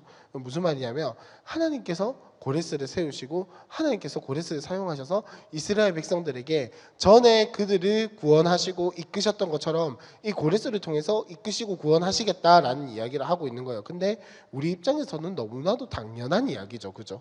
근데 요 글이 쓰였을 때 이 말씀, 그러니까 이 이사야의 말씀이 이스라엘 백성에게 전해졌을 시기는 대략 유추해 보건대 주전 690년쯤이에요. 주전 690년쯤. 자, 이때 남유다가 멸망했게요, 안 했게요? 아직 안 했어요. 아직 안 했어요. 포로기아는 말할 것도 없죠. 그러면 멸망도 안 했단 말이에요. 근데 지금 하나님은 이 이사야를 통해서 이미 바사왕 고레스에 대한 이야기를 하고 계신 거예요. 그러면 이 이사야서를 알고 있거나 혹은 그 바사왕 고레스로 인해서 포로기아를 하고 난 뒤에 이 이사야를 읽는 사람들은 어떤 생각을 할까요? 아, 진짜 우리가 멸망했던 것도 하나님의 말씀이 이루어지는 건데 이런 것 또한 하나님의 말씀이 이루어지는 것이구나. 자, 이런 경험을 하고 나면 유대인처럼 하나님의 말씀을 지키려고 할 수밖에 없겠죠. 예. 그런 것들을 지금 계속해서 보여주고 있는, 사실 이때 고레스가 태어난지 안 태어난지는 잘 모르겠다만은 안 태어났을 확률이 높을 거예요 아마. 근데 여기서 이 고레스란 이름도 딱 언급이 되어 있는 거 보면은 아 하나님이 계획하시는 것에는 빈틈도 없고 딱딱딱딱 맞아 들어가는구나 라는 사실을 볼 수가 있는 거예요. 우리는 이미 역사를 알고 있기 때문에 요 시간 순서를 막 생각을 못하고 그냥 막 읽게 되는데 사실 그런 거 조금만 생각하면서 읽어보면은 아 하나님이 참 세세하시고 그 말씀을 정확하게 이루어 가시는 분이구나 라는 사실을 이런 부분에서도 다시 한 번 더 발견할 수 있습니다. 그리고 45장 9절부터 19절까지는 하나님에 대해서 이제 회의를 품는 사람들, 즉 하나님에 대해서 의심하고 의심하는 사람들에 대해서 이야기를 하고 있는데 자 그들을 향한 경고입니다. 경고. 45장 20절부터 25절까지는 열방을 향한 하나님의 말씀이 선포되고 있고 자 46장에 보니까 바벨론의 신을 이제 하나님께서 꺾으시고 그 다음에 꺾으신 그 하나님이 이스라엘에게 호소하고 계신 이야기예요. 호소가 뭐죠? 간곡하게 이야기를 하는 거죠. 이스라엘 백성들 가운데에서도 이미 자 예전에 다이모 선생님께서도 이야기를 하셨지만 고대에서의 전쟁은 신들끼리의 싸움이라고 했잖아요. 그러니까 아무리 봐도 남유다보다 바벨론이 훨씬 세 보여, 강력해 보여. 그러니까 우리 하나님이 바벨론의 신보다 보잘것 없어 보이는 거예요. 보잘것 없어 보이는. 근데 하나님은 지금 뭐라고 말씀하시냐면 그 바벨론의 신을 내가 다 꺾었고 제발 남유다 백성들에게 제발 나 좀 믿어달라고 이야기를 하세요. 제발 그 바벨론의 신들 내가 다 꺾었다, 내가 다 이겼다, 내가 유일한 여호와이다 라는 이야기를 하고 계신 게 46장입니다. 그리고 나서 47장에 보니까 바벨론에 대한 심판의 이야기를 하나님이 하시죠. 근데 이거를 이야기를 해도 이스라엘이 정신 못 차리는 것 같으니까 48장에 다시 한 번 더 하나님이 이스라엘에게 호소하는 이야기가 나옵니다. 그리고 49장으로 넘어가면 무슨 이야기가 나오냐면 아까 나왔던 그 여호와의 종, 고난받는 여호와의 종이 이스라엘을 그들의 집으로 인도하는 이야기가 49장의 이야기인데 아까 말씀드렸던 것처럼 49장 1절에서부터 6절까지가 고난받는 여호와의 종에 대한 노래입니다. 그래서 자 보시면 49장 1절에 섬들아 내게 들으라, 먼 곳에서 백성들아 귀를 기울이라. 여호와께서 태에서부터 나를 부르셨고 내 어머니의 복중에서부터 내 이름을 기억하셨으며. 아까는 3인칭의 관점에서 여호와의 그 종을 봤는데 지금은 여호와의 종이 이야기를 하고 있는 거죠. 그죠? 1인칭이에요. 여호와의 종의 입장에서 이야기를 하고 있는 겁니다. 2절에 보니까 내 입을 날카로운 칼같이 만드시고 나를 그의 손 그늘에 숨기시며 나를 갈고 닦은 화살로 만드사 그의 화살통에 감추시고 내게 이르시되 너는 나의 종이요 내 영광을 네 속에 나타내 이스라엘이라 하셨느니라. 그러나 나는 말하기를 내가 헛되이 수고하였으며 무익하게 공연히 내 힘을 다하였도다 하였도다. 참으로 나에 대한 판단이 여호와께 있고 나의 봉이 나의 하나님께 있느니라. 이제 여호와께서 말씀하시나니 그는 태에서부터 나를 그의 종으로 지으신 이시요 야곱을 그에게로 돌아오게 하신 이시니 이스라엘이 그에게로 모이는도다. 그러므로 내가 여호와 보시기에 영화롭게 되었으며 나의 하나님은 나의 힘이 되셨도다. 그가 이르시되 네가 나의 종이 되어 야곱의 지파들을 일으키며 이스라엘 중에 보존된 자를 돌아오게 할 것은 매우 쉬운 일이라. 내가 또 너를 이방의 빛으로 삼아 나의 구원을 베풀어서 땅끝까지 이르게 하리라 라고 하면서 아까 앞서 봤던 42장에 나오는 종의 이야기와 굉장히 비슷한 이야기를 하고 있죠. 이스라엘 백성들을 인도해내고 하나님께로 인도하고 동시에 이방에도 그 구원의 빛이 되어서 이방에도 그 하나님의 구원의 길을 열어주는 그 역할을 하고 있는 게 여호와의 종이다라는 거 알아두시면 되겠습니다. 넘어가서 49장 14절부터 50장 3절까지는 이제 이스라엘 하나님께서 남겨두신 자들 하나님의 백성들이 돌아오는 것에 대해서 이야기를 하고 있습니다. 그리고 자 50장 4절에서부터 9절까지는 다시 한 번 더 여호와의 종에 대한 이야기가 나오는데 자 한번 보면 주 여호와께서 학자들의 혀를 내게 주사 나로 공고한 자로 자를 말로 어떻게 도와줄 줄을 알게 하시고 아침마다 깨우치시되 나의 귀를 깨우치사 학자들 같이 알아듣게 하시도다. 주 여호와께서 나의 귀를 여셨으므로 내가 거역하지도 아니하며 뒤로 물러가지도 아니하며 나를 때리는 자들에게 내 등을 맡기며 나의 수염을 뽑는 자들에게 나의 뺨을 맡기며 모욕과 침뱉음에 당하여도 내 얼굴에 가리지 아니하였느니라. 주 여호와께서 나를 도우심으로 내가 부끄러워하지 아니하고 내 얼굴을 부싯돌같이 굳게 하였으므로 내가 수치를 당하지 아니할 줄 아노라.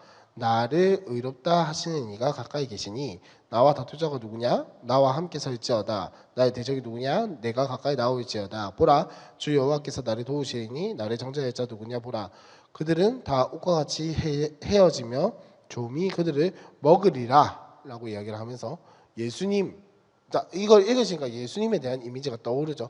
예수님이 우리의 대신해서 고난을 받으시고 우리의 대신해서 벌거벗음을 당하시고 수치를 당하셨던 그 이야기를 여기서 예언하고 있습니다. 그리고 50장 10절부터 52장 12절까지는 무슨 이야기를 하고 있냐? 두 장에 걸쳐서 하는 이야기가 여호와께서 시온을 눈여겨보고 계신다라는 거예요. 하나님의 백성들을 눈여겨보고 계신다라는 거, 잊지 않고 계신다라는 거죠. 그리고 52장 13절부터 다시 보니까 이제 종의 노래가 다시 한 번 더 나옵니다. 참 기네요. 요거는. 자, 52장 13절을 보니까 보라, 내 종이 형통하리니 받들어 높이 들려서 지극히 존귀하게 되리라. 전에는 그의 모양이 타인보다 상하였고 그의 모습이 사람들보다 상하였으므로 많은 사람이 그에 대하여 놀랐거니와 그가 나라들을 놀라게 할 것이며 왕들은 그로 말미암아 그들의 입을 봉하리니 이는 그들이 아직 그들에게 전파되지 아니하는 것을 볼 것이요 아직 듣지 못한 것을 깨달을 것입니다 라고 되어 있고, 자 53장 1절부터는 한번 틀어주시면 그거를 통해서 한번 읽도록 하겠습니다. 51장. 의를 따르며 여호와를 찾아 구하는 너희는 내게 들을지어다. 53장. 53장. 우리가 전한 것을 누가 믿었느냐? 여호와의 팔이 누구에게 나타났느냐? 그는 주 앞에서 자라나기를 연한 순 같고 마른 땅에서 나온 뿌리 같아서 고운 모양도 없고 풍채도 없은즉 우리가 보기에 흠모할 만한 아름다운 것이 없도다. 그는 멸시를 받아 사람들에게 버림받았으며 간고를 많이 겪었으며 질고를 아는 자라. 마치 사람들이 그에게서 얼굴을 가리는 것 같이 멸시를 당하였고 우리도 그를 귀히 여기지 아니하였도다. 그는 실로 우리의 질고를 지고 우리의 슬픔을 당하였거늘 우리는 생각하기를 그는 징벌을 받아 하나님께 맞으며 고난을 당한다 하였노라. 그가 찔림은 우리의 허물 때문이요 그가 상함은 우리의 죄악 때문이라. 그가 징계를 받음으로 우리는 평화를 누리고 그가 채찍에 맞음으로 우리는 나음을 받았도다. 우리는 다 양 같아서 그릇 행하여 각기 제 길로 갔거늘 여호와께서는 우리 모두의 죄악을 그에게 담당시키셨도다. 그가 곤욕을 당하여 괴로울 때에도 그의 입을 열지 아니하였으며 마치 도수장으로 끌려가는 어린 양과 털 깎는 자 앞에서 잠잠한 양같이 그의 입을 열지 아니하였도다. 그는 곤욕과 신문을 당하고 끌려갔으나 그 세대 중에 누가 생각하기를 그가 살아있는 자들의 땅에서 끊어짐은 마땅히 형벌받을 내 백성의 허물 때문이라 하였으리요. 그는 강포를 행하지 아니하였고 그의 입에 거짓이 없었으나 그의 무덤이 악인들과 함께 있었으며 그가 죽은 후에 부자와 함께 있었도다.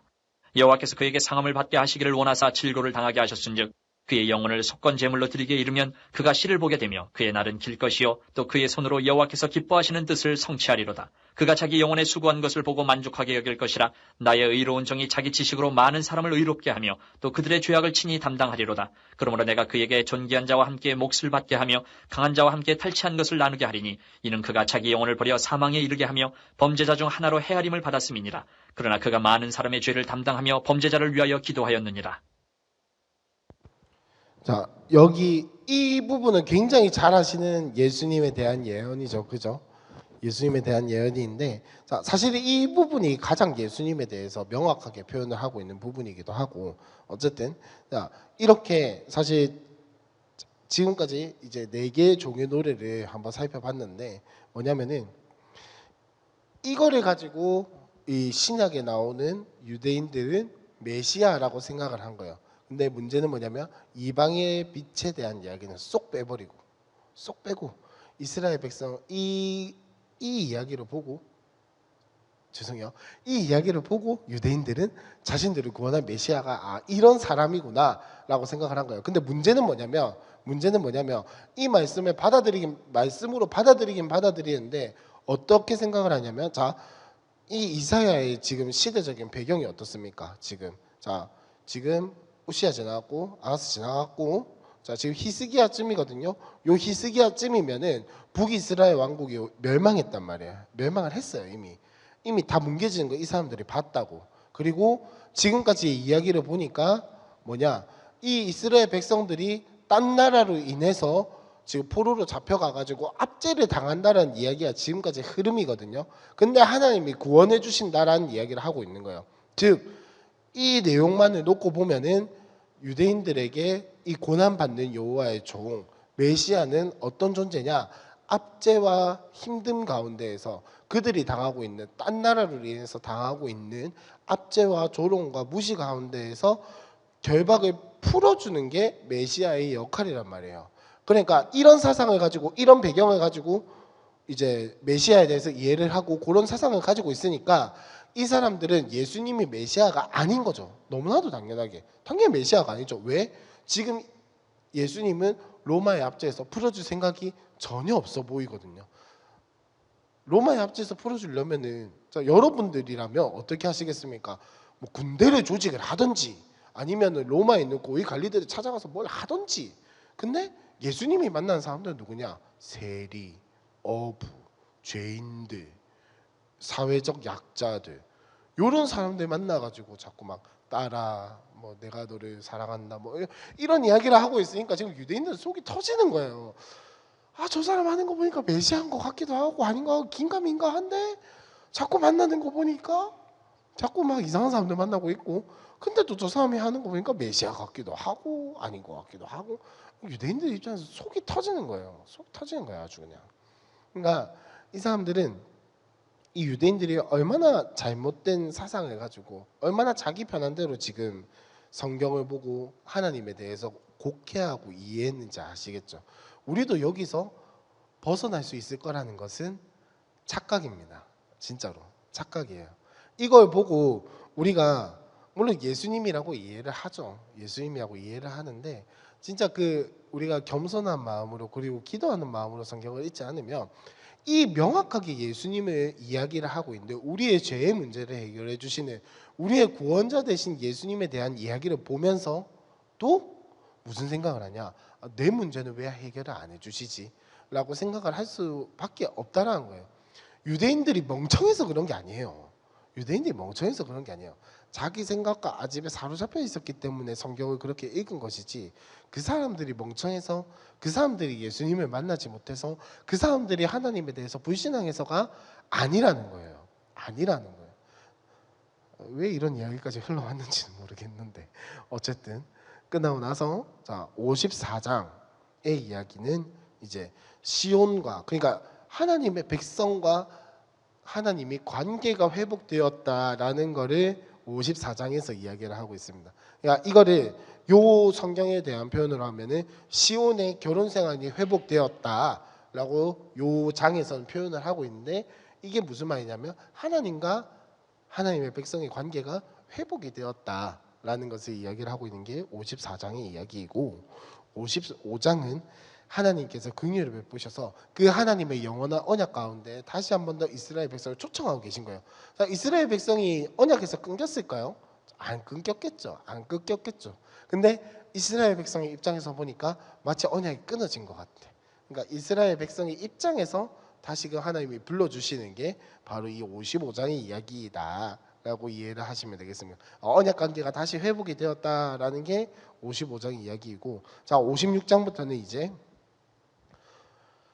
회복에 대해서 이야기를 하기는 하시는데 다시 한 번 더 심판과 궁극적인 회복에 대해서 이야기를 하고 있어요. 무슨 말이냐면 자 40장부터 55장까지는 이스라엘 백성을 회복시키는 하나님에 대해서 이야기를 하고 있어요. 지금까지는 계속 그 하나님의 백성의 초점을 맞춰서 이야기를 하고 있단 말이에요. 근데 이제 56장부터는 궁극적으로 회복을 한다는 거 뭐냐면 하나님 나라의 땅 하나님 나라의 그 주권과 이런 것들을 다 회복시키겠다라는 이야기예요. 지금까지는 지금 보면은 그 고난받는 여호와의 종을 통해서 이스라엘과 하나님과의 관계, 하나님과 하나님의 백성과의 관계를 지금 회복시키는 것에 대해서 중점적으로 이야기를 하고 있잖아요. 근데 이제는 궁극적으로 하나님이 심판하신 그 나라들과 백성들에게 어떤 회복을 주실 것인가, 하나님의 주권을 어떻게 열방 가운데 회복시켜 나갈 것인가에 대해서 이야기를 하고 있는 게 56장부터의 이야기입니다. 그래서 56장을 보니까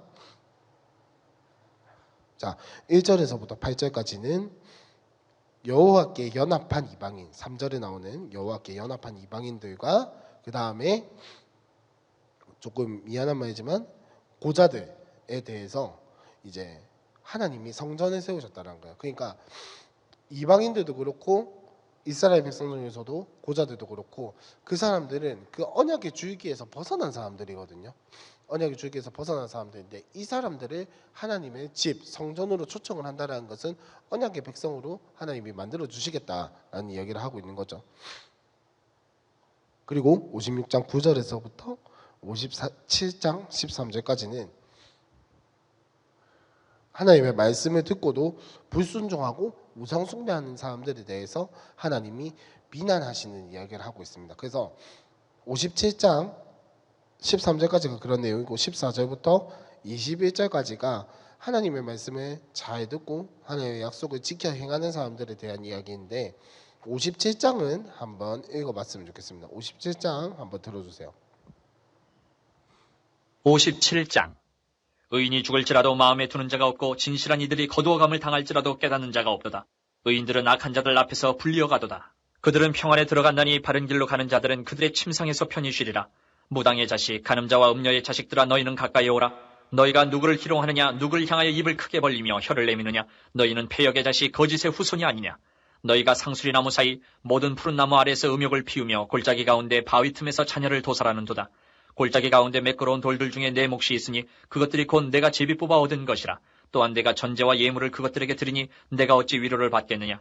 내가 높고 높은 산 위에 내 침상을 베풀었고 내가 또 거기에 올라가서 제사를 드렸으며 내가 또 내 기념표를 문과 문설주 뒤에 두었으며 내가 나를 떠나 벗고 올라가서 내 침상을 넓히고 그들과 언약하며 또 내가 그들의 침상을 사랑하여 그 벌거벗은 것을 보았으며 내가 기름을 가지고 몰렉에게 나아가되 향품을 더하였으며 내가 또 사신을 먼 곳에 보내고 스오레까지 내려가게 하였으며 내가 길이 멀어서 피곤할지라도 헛되다 말하지 아니함은 내 힘이 살아났으므로 쇠약하여지지 아니함이라. 내가 누구를 두려워하며 누구로 말미암아 놀랍게 거짓을 말하며 나를 생각하지 아니하며 이를 마음에 두지 아니하였느냐. 내가 나를 경외하지 아니함은 내가 오랫동안 잠잠했기 때문이 아니냐. 내 공의를 내가 보이리라. 내가 행한 일이 내게 무익하니라. 내가 부르짖을 때에 내가 모은 우상들에게 너를 구원하게 하라. 그것들은 다 바람에 날려가겠고 기운에 불려갈 것이로되 나를 의뢰하는 자는 땅을 차지하겠고 나의 거룩한 산을 기업으로 얻으리라. 그가 말하기를 도두어 길을 수축하여 내 백성의 길에서 거치는 것을 제하여 버리라 하리라. 지극히 존귀하며 영원히 거하시며 거룩하다 이름하는 이가 이와 같이 말씀하시되 내가 높고 거룩한 곳에 있으며 또한 통회하고 마음이 겸손한 자와 함께 있나니 이는 겸손한 자의 영을 소생시키며 통회하는 자의 마음을 소생시키려 함이라. 내가 영원히 다투지 아니하며 내가 끊임없이 노하지 아니할 것은 내가 지은 그의 영과 혼이 내 앞에서 피곤할까 함이라. 그의 탐심의 죄악으로 말미암아 내가 노하여 그를 쳤으며 또 내 얼굴을 가리고 노하였으나 그가 아직도 패역하여 자기 마음의 길로 걸어가도다. 내가 그의 길을 보았은즉 그를 고쳐줄 것이라. 그를 인도하며 그와 그를 슬퍼하는 자들에게 위로를 다시 얻게 하리라. 입술의 열매를 창조하는 자 여호와가 말하노라. 먼 데 있는 자에게든지 가까운 데 있는 자에게든지 평강이 있을지어다. 평강이 있을지어다. 내가 그를 고치리라 하셨느니라. 그러나 악인은 평온함을 얻지 못하고 그 물이 진흙과 더러운 것을 늘 솟구쳐내는 요동하는 바다와 같으니라. 내 하나님의 말씀에 악인에게는 평강이 없다 하셨느니라. 자, 이렇게 57장. 하나님께서 우상 숭배하는 자들을 비난하시고, 자, 하나님의 말씀을 지키는 자들에 대해서 쭉 이야기를 하고 계시는데, 자, 이 이야기가 이어져 있는 이유가 뭘까요? 우상 숭배하는 자들이 뭐 잘못했다 그 이야기를 하는 것에 집중하는 것이 아니라 하나님 말씀을 지키고 경건한 자들은 어떤 자들이냐? 우상 숭배를 끊어내는 자들이란 이야기를 하고 싶은 거예요. 이 이야기는 자 보시면 14절에 보니까 그가 말하기를 도두어 길을 수축하여 내 백성의 길에서 거치는 것을 제하여 버리라 하리라. 그가 누굴까요? 하나님에 대한 이야기겠죠. 하나님인데 하나님의 백성의 걸거치는 것들이 뭡니까? 앞에서 이미 다 나열한 거예요. 우상 숭배, 하나님 말고 다른 신들, 하나님이 아닌 다른 것들을 섬기는 것이 다 하나님의 길에서 거치는 것이에요. 하나님의 백성의 길에서는 그 거치는 것들이 다 제하여져야 한다. 그리고 15절을 보니까 지극히 존귀하며 영원히 거하시며 거룩하다 이름하는 이가 이와 같이 말씀하실 때 내가 높고 거룩한 곳에 있으며 또한 통회하고 마음이 겸손한 자와 함께 있나니 이는 겸손한 자의 영을 소생시키시며 통회하는 자의 마음을 소생시키려 함이라. 하나님께서 회복하시는 이는 겸손한 자와 통회하는 자인데 이 겸손한 자와 통회하는 자가 누구겠습니까? 아까 말씀드렸던 하나님의 길, 하나님 백성의 길에서 우상 숭배하는 것들, 하나님의 길을 거치게 하는 것들을 제하여 버린 사람이 겸손한 자, 통회한 자라는 거예요. 그 이야기를 하고 있는 거고 58장에 보니까 네, 58장에 보니까 이제 여호와께서 기뻐하시는 금식에 대해서 이야기를 하고 있는데, 자, 이 이야기의 핵심은 뭐냐? 6절입니다. 여러분들이 굉장히 잘 아시는 말씀 구절인데 6절, 7절, 8절, 9절까지 다 같이 한번 읽어보겠습니다. 내가 기뻐하는 금식은 흉악의 결박을 풀어주며 멍에의 줄을 끌어주며 압제당하는 자를 자유하게 하며 모든 멍에를 꺾는 것이 아니겠느냐. 또 줄인 자에게 내 양식을 나누어 주며 유리하는 빈민을 집에 들이며 헐벗은 자를 보면 입히며 또 네 골육을 피하여 스스로 숨지 아니하는 것이 아니겠느냐. 그리하면 네 빛이 새벽같이 비칠 것이며 내 치유가 급속할 것이며 내 공의가 내 앞에 행하고 여호와의 영광이 내 뒤에 호위하리니 내가 부를 때에는 나 여호와가 응답하겠고 내가 부르짖을 때에는 내가 여기 있다 하리라. 자, 여기까지만 읽도록 하겠습니다. 자, 하나님께서 기뻐하는 금식. 자, 여기서 금식이라고 한다면 지난번에도 제가 말씀드렸지만 여기서 구약에서 말하는 금식은 단순히 곡기를 끊고 기도하는 걸 이야기를 하는 게 아니에요. 구약에서 말하는 금식은 자신의 삶에 있는 것들 어느 정도 다 거리를 두고 이제 하나님께 집중하는 것을 금식이라고 이야기를 해요. 그래서 음식을 먹어도 상관이 없고 뭘 해도 상관이 없는데 하나님께 집중하기 위해서 자신의 삶에 있는, 지난번에 말씀드렸던 것처럼 뭐 예를 들어서 직장이 있다면 휴가를 내고, 그 다음에 뭐 집에서는 도저히 집중이 안 된다 이러면 기도원에 들어가고, 뭐 그런 식의 이야기를 금식이라고 이야기를 한 거예요. 그냥 쉽게 말하면 기도원에 들어가는 거, 내가 기도에 집중하기 위해서 기도원에 가서 몇 밤 며칠 정도 있는 거, 아니면 또 뭐가 있을까요? 뭐 예수원에 들어간다든지 뭐 그런 것들을 이제 이야기를 하는 건데, 자, 하나님께서 기뻐하시는 금식은 뭐냐? 뭐 제사를 많이 드리고 기도를 오래 하고 성경 말씀을 많이 읽는 게 아니라는 거예요. 자, 뒤에 보니까 뭐죠? 뭐 휴가를 뭐 이야기를 하지만 결국 핵심은 뭐냐면 이렇게 표현할 수 있겠죠. 이웃 사랑. 자, 뭐 저기 뭐냐? 6절의 이야기를 보니까 느낌이 딱 약간 전도 이런 이미지가 딱 오시죠. 7절에 보니까 구제의 이미지가 딱 오시죠. 근데 구제도 그렇고 전도도 그렇고 사랑하지 않으면 할 수 없는 거예요. 물론 빈 마음으로 할 수도 있겠죠. 하지만 사랑하지 않으면 구제할 수 없고 사랑하지 않으면 전도할 수가 없어요. 왜? 저 영혼에 대한 안타까움이 없는데, 저 사람에 대한 사랑이 연민이 없는데 어떻게 해요? 그러니까 그렇게 이웃을 사랑하는 자에게 하나님께서 하시는 건 뭐냐? 뭐 새벽같이 비치고 지유가 급속하고 공의 뭐 이런 이야기들이 있지만 결국 이 이야기가 뭐냐면은 9절의 이야기죠. 하나님께 부르짖으면 하나님께서 그걸 들으시고 하나님을 찾으면은 거기에 계신다라고 하는 이야기가 하나님께서 여호와께서 기뻐하시는 금식을 하는 자에게 부어 주시는 복이라는 거예요. 즉 임마누엘, 동행이 하나님께서 주시는 복이라는 거죠. 우리는 사실 금식하고 나면 하나님 내 기도 이루어 주시는 게 내 기도 응답이라고 생각을 하고, 하나님이 나에게 뭔가 눈에 보이는 어떤 복을 주시는 게 우리의 어떤 금식의 결과라고 생각을 하지만, 하나님은 정말 하나님이 원하시는 금식을 하는 자에게 주시는 복은 뭐냐? 하나님이 함께 하시는 게 하나님이 주시는 복이라는 거예요. 그러니까 예수 믿고 지금 예수를 우리 마음속에 모시고 살아가고 성령님과 동행하는 게 얼마나 큰 복인지를 다시 한 번 더 깨달을 수 있는 거예요. 굳이 금식하지 않아도 하나님이 우리와 동행하신다.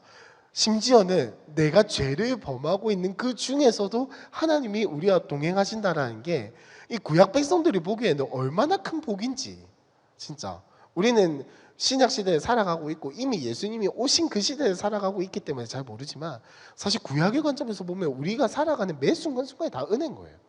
속지지 안 드리잖아요. 그것만 해도 얼마나 큰 그거예요. 저는 뭐 그렇게 되면 매주 송아지 한 마리씩 잡아야 하는데 그걸 감당할 수 있겠어요? 안 되죠. 그러니까 우리가 살아가는 이 자체가 너무나도 큰 복이다라는 거예요. 그 이야기를 하고 있는 거고, 시간이 너무 많이 가서, 자, 59장은 뭐냐면 백성의 이 하나님의 백성들의 죄에서 하나님이 지적을 하고 계신 거. 너희 이런 죄가 있잖아. 너희 이런 잘못들 있잖아.